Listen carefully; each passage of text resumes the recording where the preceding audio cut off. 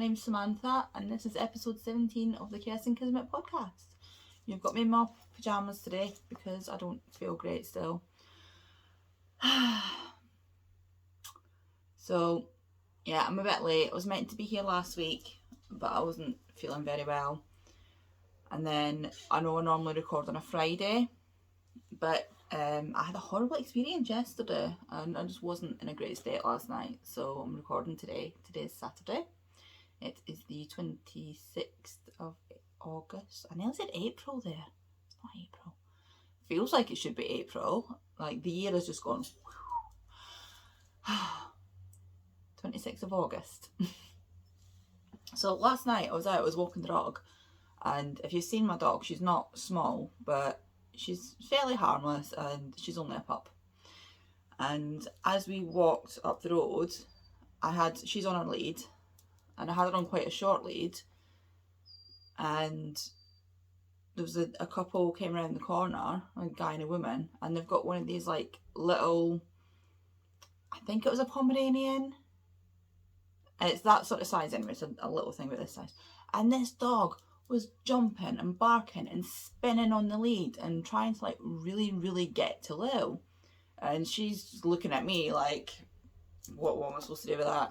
And I'm just like, try to keep my dog calm, because if my dog's half lurcher and if she gets a hold of something that size, she will literally snap it in two.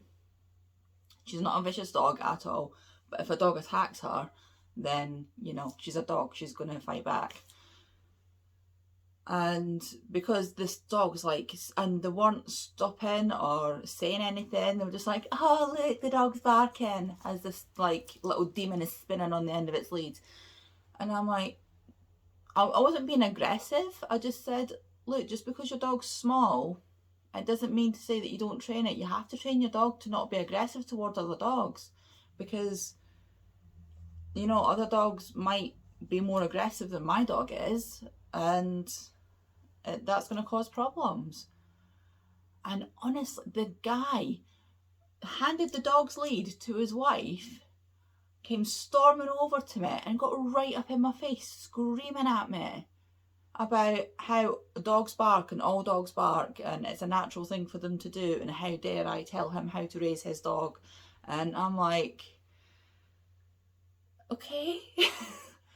I mean, I didn't just, I did yell back at him, because I'm not having a guy getting in my face and yelling at me like that. But, you know, things like this happen, and it's on a main road and everything. If things like this happen, your adrenaline goes up, and then, like, his wife just stood there. That poor woman has to live with that animal. They eventually went off, and I just spun around and walked back the way that I'd come, because they were going in the direction that I wanted to go in. But I was like really badly shaken by this, and I'm walking home, and you know when something's happened and like your adrenaline's up, and then as it comes down, you just start thinking of, and I'm an overthinker anyway, and all the things that could have happened. I was like, oh my god. So I cried all the way home. Like, I'm not even ashamed, I cried all the way home. And then I got in and I was just not in a great state at all. But I phoned my ex, because he lives just up the road, like my kid's dad, and he's not the most sympathetic person in the world, but once he'd got over the initial shock of it, he came round and brought me chocolate, so that was nice. But yeah, I was like really badly shaken by that. And I know it's like, I know I shouldn't let somebody like that get to me, but it's scary. It is very scary when you have, and I'm not a small person, I'm like 5'9", and clearly I am not a slender little twig. I can take care of myself, but it's still scary having a guy up in your face like that. Anyway, right. That's 4 minutes of me waffling about stuff that's absolutely nothing to do with crafts. So I'm all over the place today as well. Just while we're on just talking about random weird subjects, I'm sorry if I'm a bit like low energy and a bit today. I know people don't like talking about it, but I am at the very, very beginning of a very, very heavy period. I'm a big advocate for normalising talking about periods. It's crazy. Like, if I said to somebody, it's more socially acceptable for me to say to somebody, oh, I've got really bad diarrhea, that's why my stomach hurts.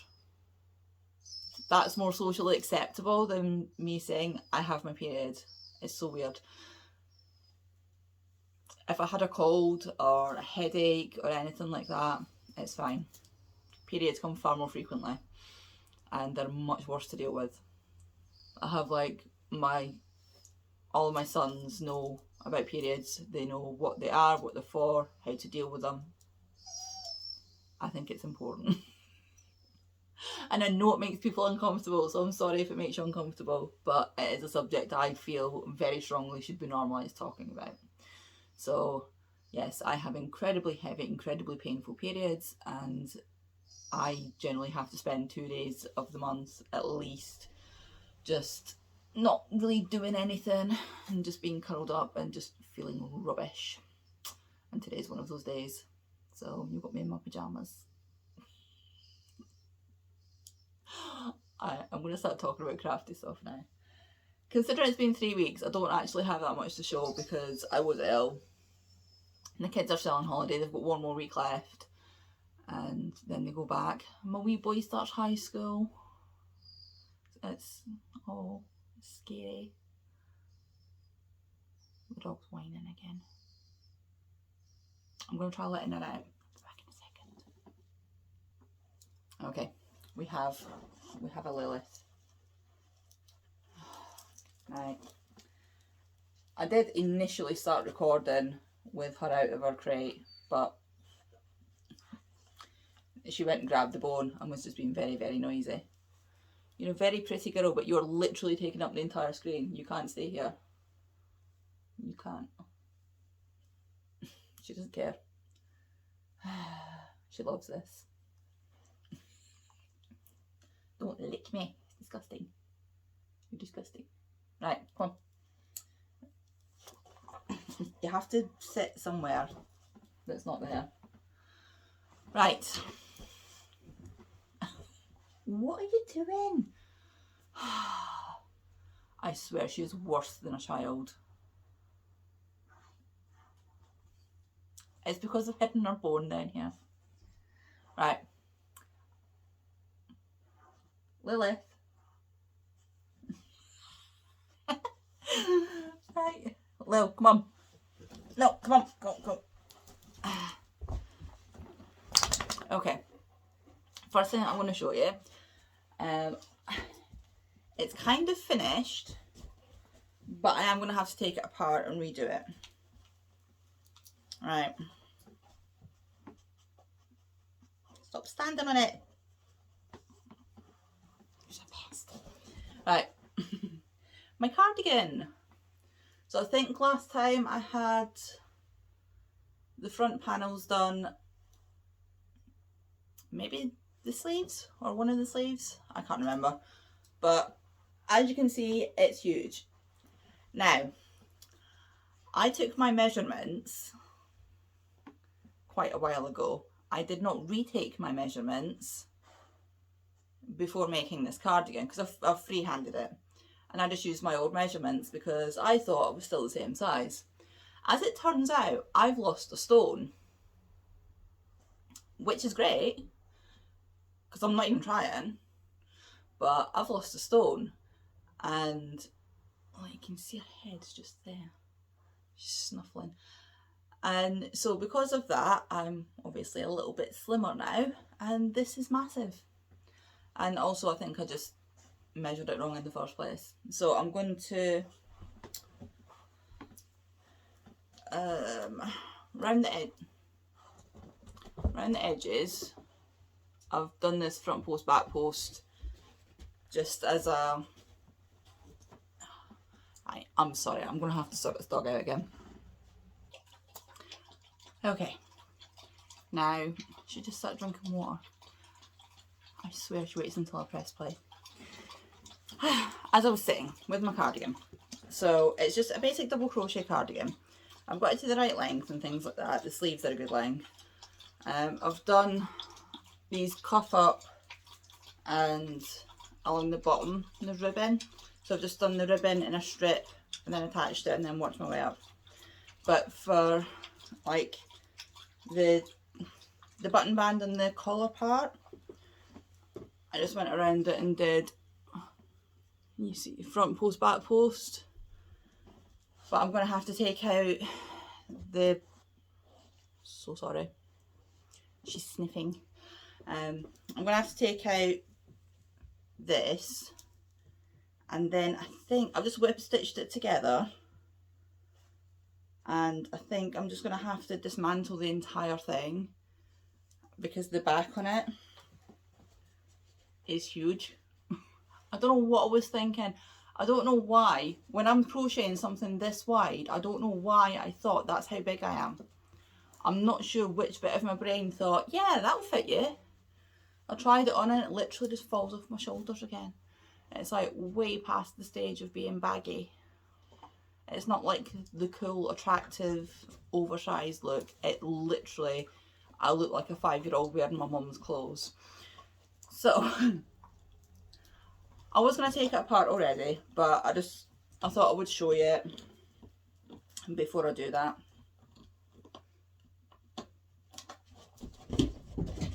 She's eating a less noisy bone, but you can probably still hear it, I'm sorry. So, this is my cardigan. The yarn that I'm using, I did speak about this last time, I think. I've got it from Temu, and it's this one, Fairyland, and it's that. I don't know what the deal is with Temu. I don't know if you would be able to, well, no.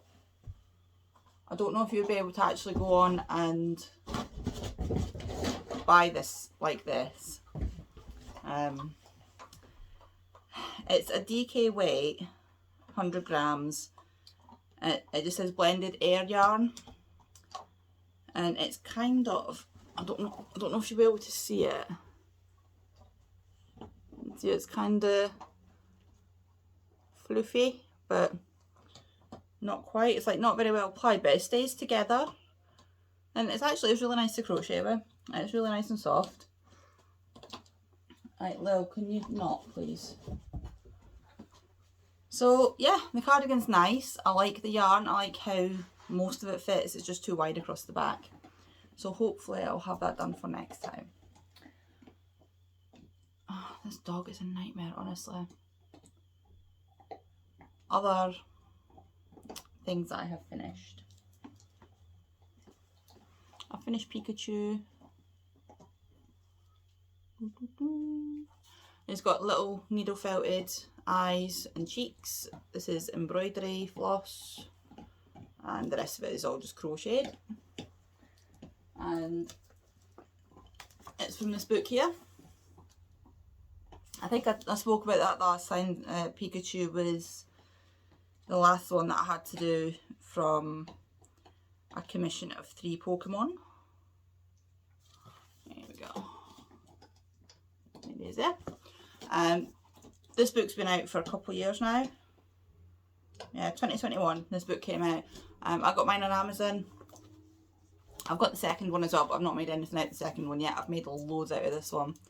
I got this one just before Christmas time, and then suddenly everybody and their goldfish wanted a Pokemon for Christmas. So I've made most of the things out of this book so far.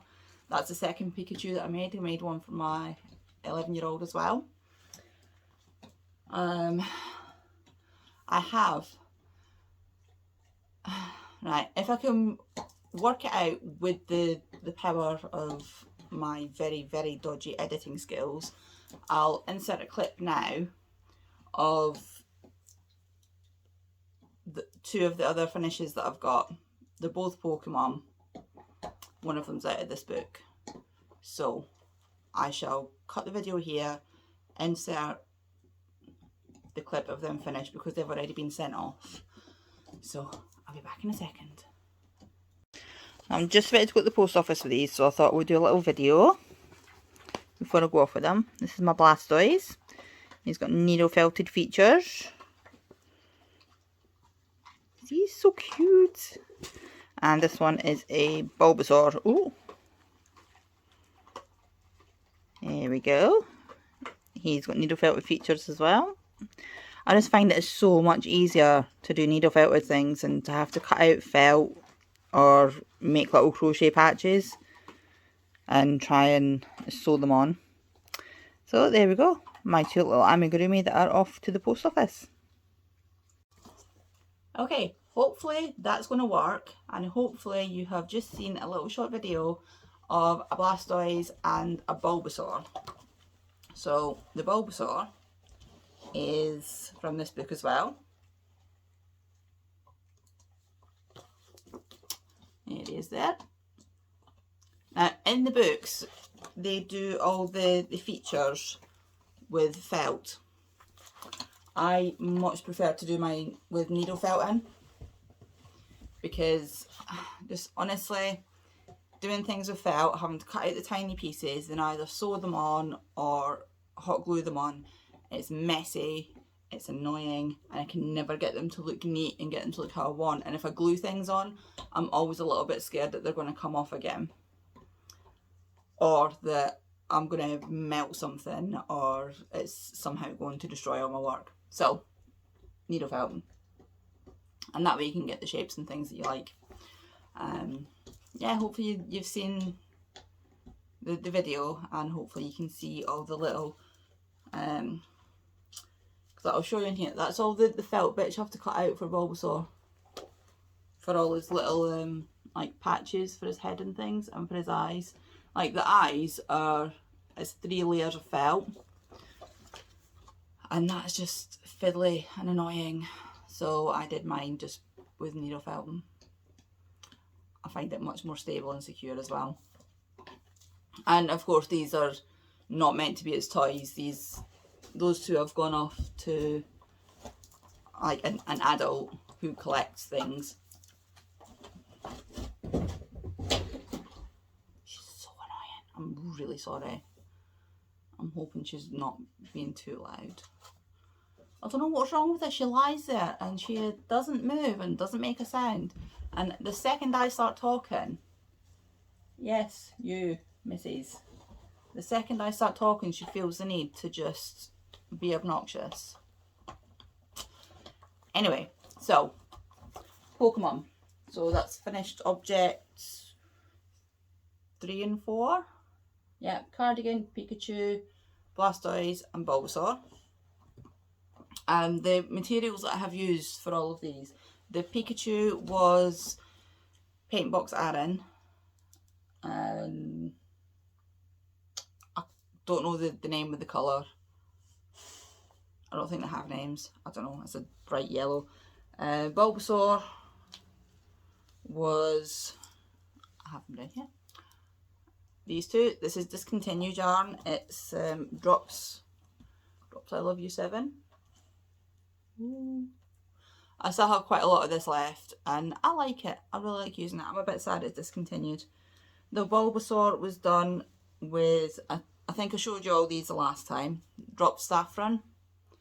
I can't remember the colour numbers for any of these, but these were like fresh 50-gram balls, and it's probably more than half of the blue left. And same with these. You know, you can actually get quite a lot out of 50 grams because they're 4-ply fingering weight. Oh dear, itchy nose. Really? Sorry.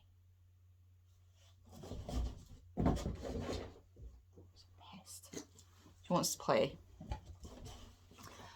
So yeah, that's, I think that's all that I used for them.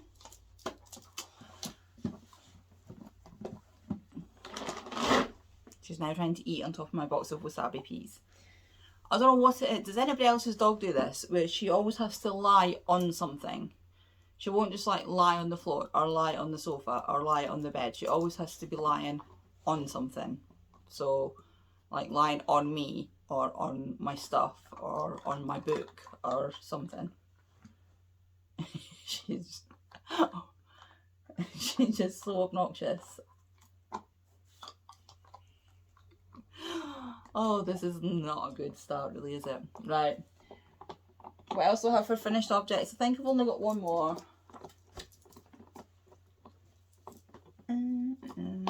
It's a little frog girl. This was a little kit that I bought from Temu ages ago, like when they first came out.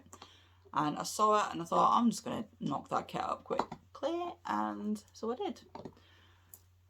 I'm actually really impressed with the kits. In the box, it came in a box about maybe this sort of size. And in it, you get all the yarn, you get little mini safety eyes. And I still have quite a bit of the yarn left. I don't know if I would have enough to do another full one of these. The yarn's actually really nice quality. Look at the stitch definition on that. Just ignore the random hair, I'm sorry. The stitch definition on that.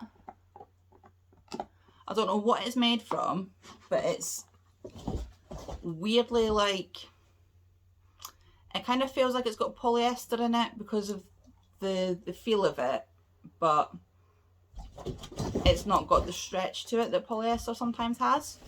So yeah, it was really nice to work with. You got the hook, you got a pair of snips. The snips were rubbish, but the hook was actually really nice.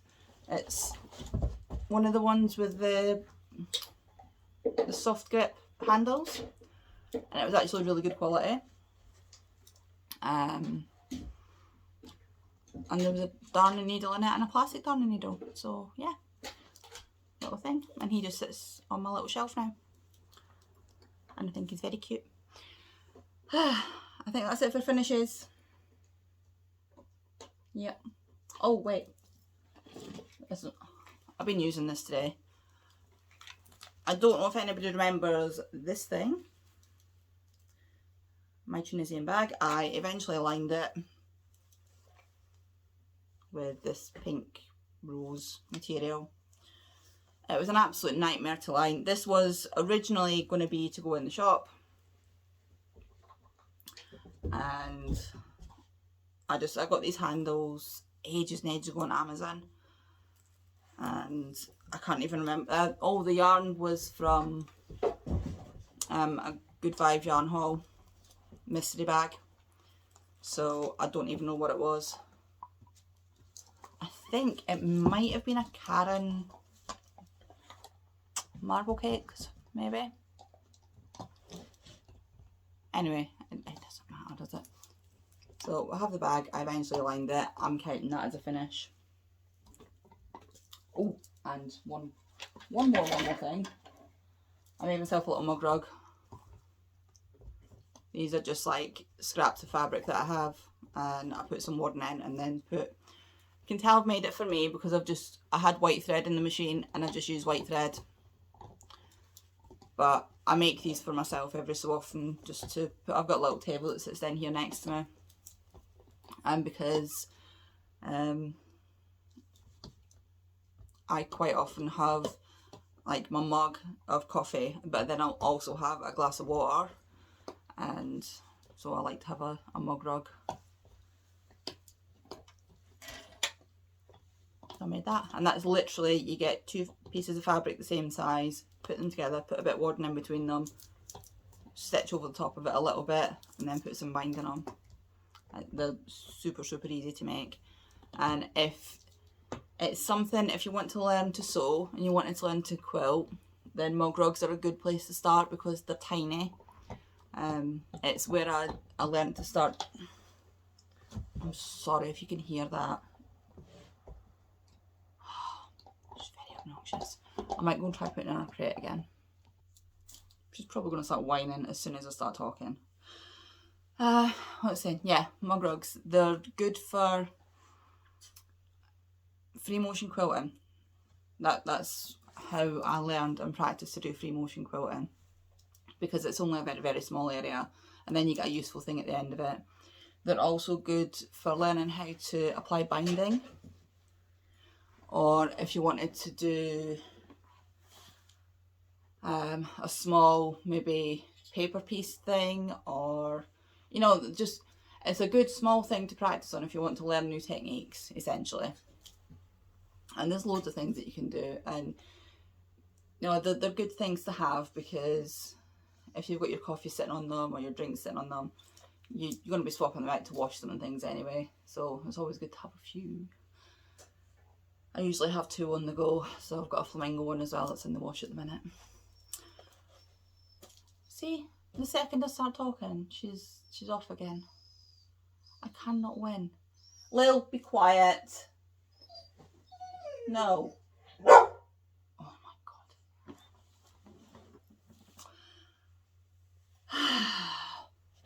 Right, what else do we have? I think that's definitely all my finishes now.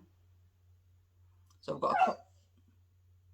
got a couple of whips, and I'm going to try and fly through them because this is getting long and it's very stoppy starty. I'm so sorry. Alright, my current thing that I have been working on today. Lilith, be quiet. I'll be back in a second.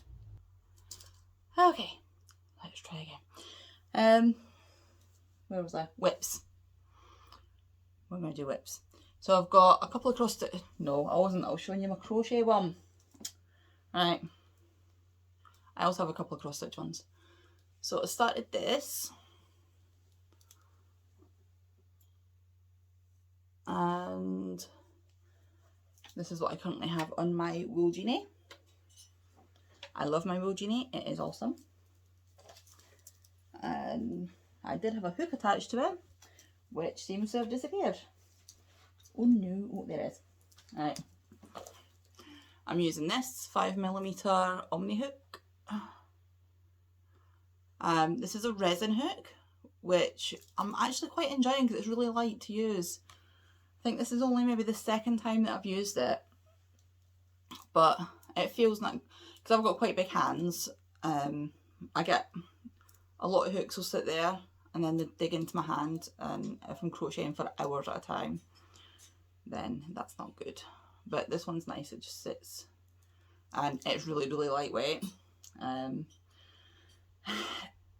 It's not great on some acrylics, but it seems to be fine on like, it's the second project I've used it on, but I've tested it out on different things, and for the most part it seems to be fine. But it depends, because I know some people don't like the squeakiness. But anyway, back to the shawl. It's from this book here, and I've made shawls from this book before. I've made there's some of them that I know I will never make, but the couple that are in it that I do make, or I have made, are worth the cost of the book, if that makes sense. So this is the shawl that I'm making. Because I'm using variegated, I don't think I'm going to change colours. I'll see how big it is. I've got 2 balls of that. That was another mystery bag yarn. It's a DK weight, and it says in here to use a 4mm. And it calls for a DK and it calls for a 4mm, but I want it because it's like single crochets. Like, see these solid sections here? They're single crochets. This book is written in UK terms, which it doesn't actually tell you. So I had started this shawl thinking it was in US terms because, you know, most stuff is. And then it wasn't looking right, and I was like, because you start off, where's the shawl? You start off up here and then like work its way out. So you start off with like the single crochet section, but because in UK terms a single crochet is a double crochet, when I did that as double crochets and then started working my way out with double crochets and then trebles, it just went really weird and it was not looking very shawl shaped. So I thought I should probably investigate further, and yeah, it's been a while since I've used the book and it's in UK terms. So, lovely book, some nice patterns in it, but it's in UK terms. Must remember that for next time. I should put a sticker on it or something to remind myself. I'm saying I should. I know that I won't because I'll have forgotten about it by the time I'm finished recording. But it's working up nicely. It's an easy repeat, and it's just one of these where you can just keep going until you run out of yarn. I've got 2 balls of that. I'll see how far I get on with that. If it looks like towards the end of the second ball that it's not going to be very big, then I might pick a random colour to incorporate into it, because this is all greys. See, it's just like different shades of grey.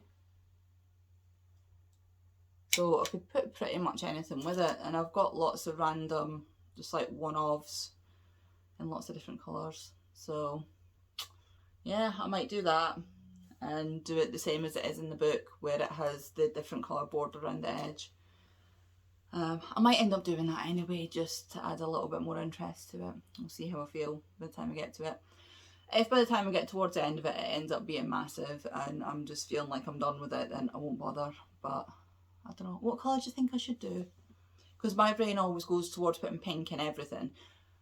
However, I am also aware that not everybody likes pink, so I should probably branch out and to do different colours. So yeah, what colour do you think would look nice with that? I don't know. I'll see. Because I do have lots and lots of just random one-offs. Still trying to work through the stash. What else do we have? I think that's the only crochet whip that I've got, which is absolutely crazy. I normally have way more crochet whips than anything else, but I think I've got mostly crochet finishes. So my Starflanket, I've finished the first parallelogram, and I'm just about to add in this colour. This is dark grey heather. So we've got dark grey heather, we've got silver, which is what the first one is. We've got light grey heather, and we've got light pink, I think this is. Yeah, light pink. And this is the Starflanket blanket by Stephen West. There is a cowl going on for this. I do believe I spoke about this before.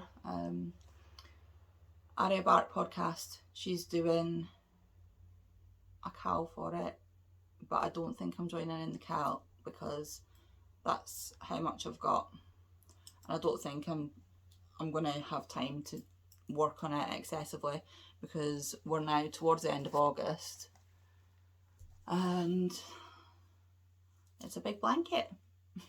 And knitted blankets take way longer to make than crochet blankets. And I've got so much other stuff I want to do, because I want to do Spooky September as well, which I'm not entirely sure how I'm going to go about that yet. I don't want to do it the same way that I did Christmas in July, because that means that I wasn't working on anything else at all and I wasn't doing my podcasts. And I am aware of the irony of the fact that I've missed 3 weeks of podcasts and I'm complaining about not getting time to do podcasts. I know, I'm sorry. So I think I might do maybe daily or every couple of days mini vlogs, and then just do a normal big podcast at the end of the week. Now the kids are going back to school. Let's see, they've got this week come in off on holiday, and then it's the week after that they go back. I think it's like the Tuesday they go back. So I'll have most of that week. And then things should just be back to normal then, and I'll have time to do things. It's just been so full on. It feels like I've not got anything done, but everything's been really full on. It's just summer.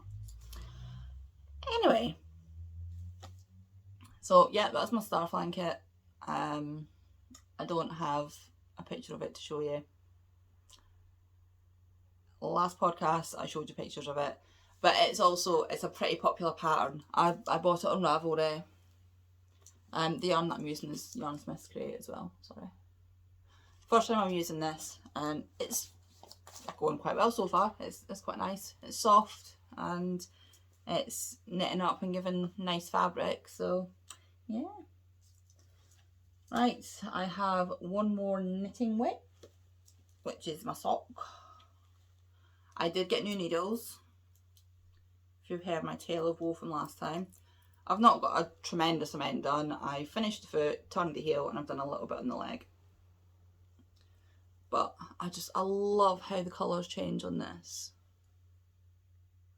It's just a vanilla sock. It's got a Turkish cast on for the toe, fish lips kiss heel, and the rest of it is just vanilla 60 stitches 2.5mm needles, which is how I do all of my socks.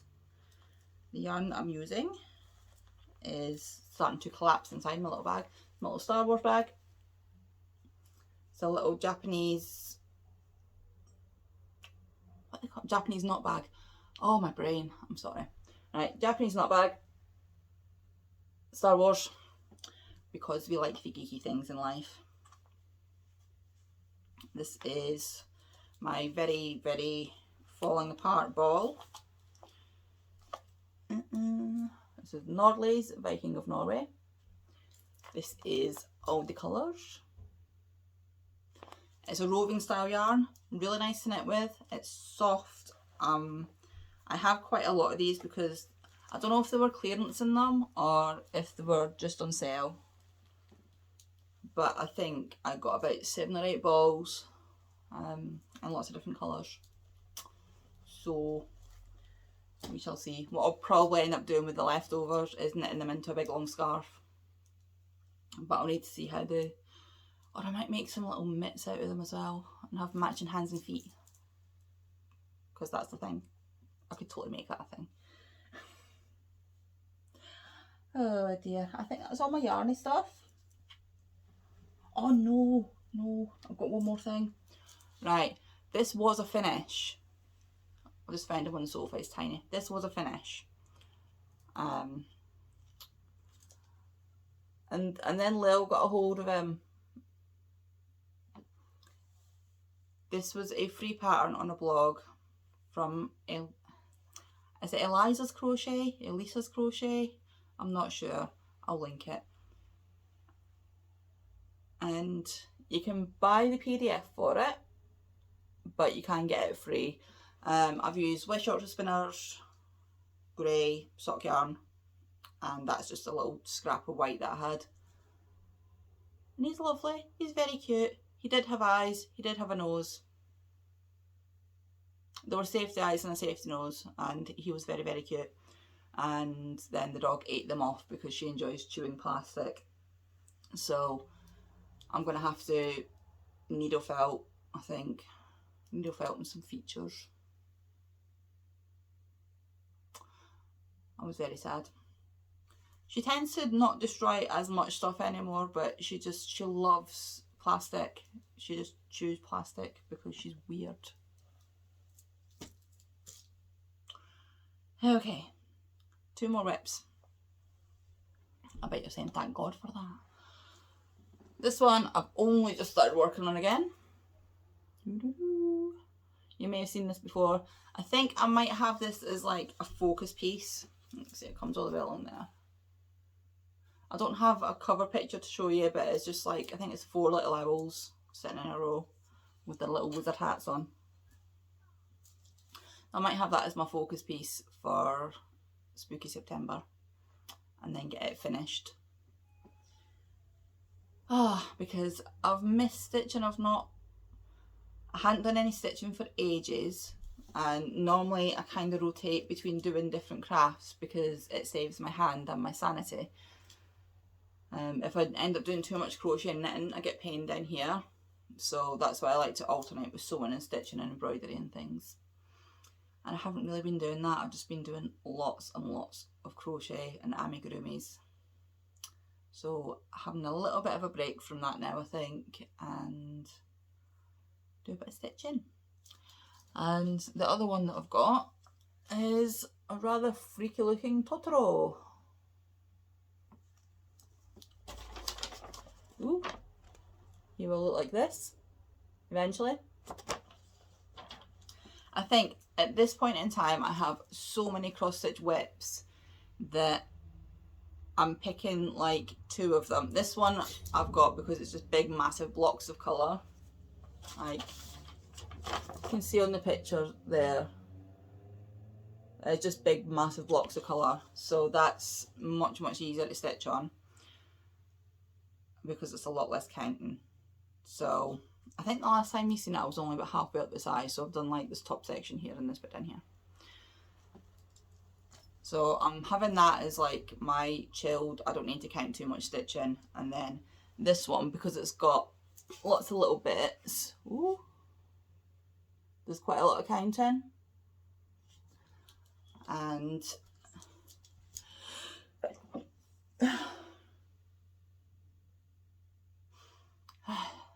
excuse me, there's quite a lot of counting in that one, so I need to be a bit more awake and aware. So I have that one on my little lap stand thing, and I have the Totoros on my Lowry stand, and I'll just grab whatever one I'm awake enough to do at the time. So I'm going to try and focus on getting the owl one done, but I'm going to have Totoros a close second on that.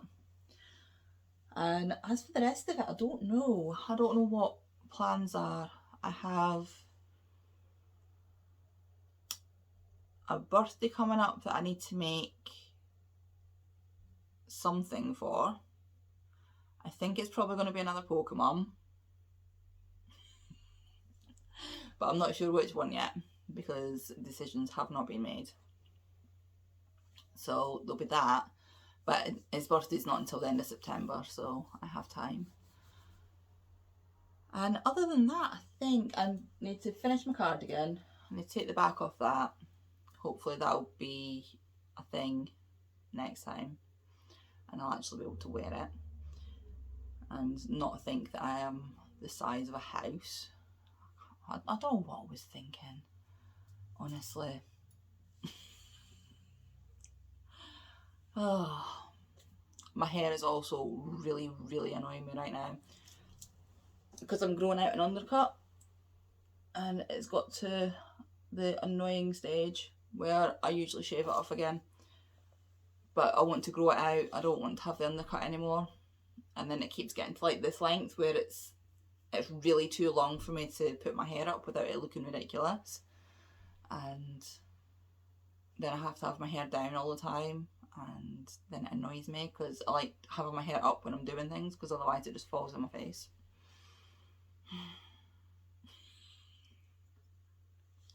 I know. I'm like, oh, that was the other thing. My discreet unicorn. I left it sitting here as well, so I'll remember. My discreet unicorn came. Little discreet unicorn box. This is the August Club. So it come in yellow this time. This one is called Rhubarb and Custard. It had I don't know if it's just a UK thing, but we have little hard-boiled sweets that are called rhubarb and custard. So we had some of them, which have magically disappeared. We have some chamomile, manuka honey and cinnamon tea, which is lovely. I actually buy this and I think it's really nice, obviously, otherwise I wouldn't buy it. Honestly, Samantha, you say the silliest things. We have stitch marker. Can you see that? It's a little purple cloud with glitter on it, with the nice big lever back thing on it. We have rhubarb and custard wax melts. We have this, which is super cute. It's a little pen, it's a little marker pen. I love stuff like this. So it looks like a lollipop, it's a little marker pen. My battery's gonna go as well. And then we have this one as well, which is a candy pen highlighter. And the yarn, sparkle sock base. There's all these nice pinks and yellows. It doesn't have any writing on it, but it will be 75 merino, 20 nylon and 5 silver stellina. and it smells amazing because it always smells amazing. So yeah, I mean, yellow's not normally a colour that I gravitate towards, but I still think it's very pretty and I will find something to do with it. I mean, if it's not a colour that you wear, you can make socks with it because it doesn't matter what colour your socks are, does it? Like, you can have whatever colour you want as sock colour, even if it's not the normal colours that you wear or colours that would normally suit you.